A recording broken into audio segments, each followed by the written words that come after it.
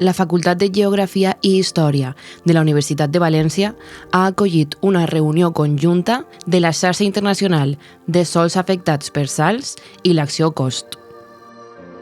Este encuentro lo que ha hecho ha sido la sinergia entre estas dos redes para tener además una masa crítica que permita que la masa de conocimientos no sea muy estrecha, sino que tenga una banda ancha y le pueda dar una perspectiva amplia a los que llegan y luego también a través de los documentos que se producen a las personas interesadas.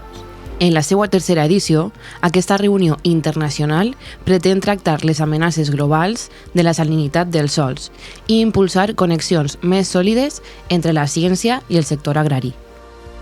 Permite el intercambio entre profesionales de muy distinta procedencia, con muy distintos enfoques y a nivel global de las experiencias y de los conocimientos y de las formas de abordar estos temas en un aspecto que es global también, como es el tema de la salinidad, porque la salinidad está prácticamente en todos los ecosistemas del mundo. Tenemos una participación de prácticamente todos los continentes y la participación en persona más numerosa ha sido la europea. En este caso hemos tenido participación de 23 países europeos.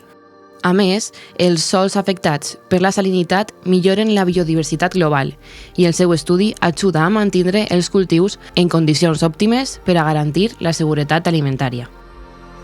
Hablamos de unos ecosistemas naturales, su característica definitoria es que hay salinidad. Tenemos las zonas de manglares, las zonas de marjales y muchos otros.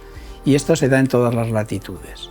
Y estos ecosistemas contribuyen mucho a la biodiversidad beta, pero luego tenemos el problema del desarrollo de la salinización secundaria, que esta es la que impacta fundamentalmente en la agricultura, aunque también en otros entornos. Destacar que este tipo de acciones tan pluridisciplinares sobre temas medioambientales son muy importantes para la difusión de esa conciencia de conservación y desarrollo sostenible que tanta falta hace. La projecció internacional que ha tingut aquesta trobada celebrada a la Universitat de València demostra la importància que té la salinitat dels sòls per a la biodiversitat mundial.